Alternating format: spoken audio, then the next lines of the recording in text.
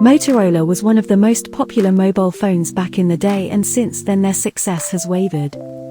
Now, in 2022, they are focusing on the entry-level and mid-range of the smartphone market, bringing decent hardware underneath a very minimal Android skin that is one of the leanest on the market. The new Moto G62 5G sits near the top of the entry-level segment of the market with a RRP of $399 across various carriers and retailers. It promises to bring an entertainment experience at an affordable price without compromising on features. The Moto G62 is an entry-level smartphone, so you should not be expecting an ultra-thin device with the greatest of workmanship and materials. To reach that $399 price point, compromises need to be made, and they have. The rear of the phone is a satin finish with a slight curve to it to allow it to sit comfortably in the hand. It is plastic and feels it, but it doesn't feel cheap. The phone has some heft to it, along with thickness coming in at 184 grams and 8.59 millimeters thick. The camera island is a standard camera island housing a triple camera setup, 50MP, 8MP ultra-wide angle and 2MP macro camera. The front of the G62 is a 6.5-inch 1080p LCD display that supports 120 Hz. Given the price of this phone, it's nice to see support for 120 Hz refresh rate, and it makes a significant difference.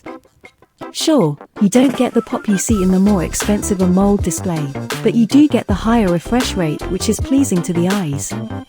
The front-facing camera is a 16MP camera offering impressive options including dual capture, spot color, portrait, group selfie, shot optimization, gesture selfie and more.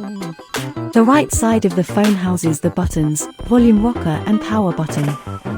Motorola has opted for the fingerprint sensor power button in one that many entry-level manufacturers do. It is obviously a lot cheaper than an in-display sensor. My main issue with the fingerprint scanner is using various fingers to unlock the phone. If you pick up the phone with your right hand, you can easily use, after registering, your right thumb to unlock the phone, and this works well.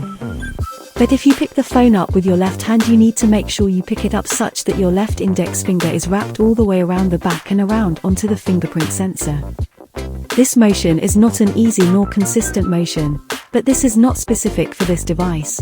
All phones that have this side-mounted fingerprint sensor will have this issue. Other hardware includes a Snapdragon 480 Plus chipset with 4GB of RAM and 128GB of onboard memory. This memory can be expanded with microSD up to an extra 1TB. The G62 supports Bluetooth 5.1, Wi-Fi A, B, G and AC and includes NFC. The G62 you pick up from a retailer will be a dual SIM version, but the carriers will all only be single SIM versions. Unlike nearly all phones for sale these days, the G62 includes a headphone jack. Yes, the Courage port is included, which is not a bad idea for the folks that this phone is marketed at. Motorola has always been great at Android, and way back a few years ago their devices were my favorite. Their skins, if you'd call them that, existed of nothing cosmetic but apps and features that were not only useful but didn't mess with the fluid speed of Android. Here we are in 2022 now, and it is still the same. Fast Android underneath a very minor skin with some useful and different features.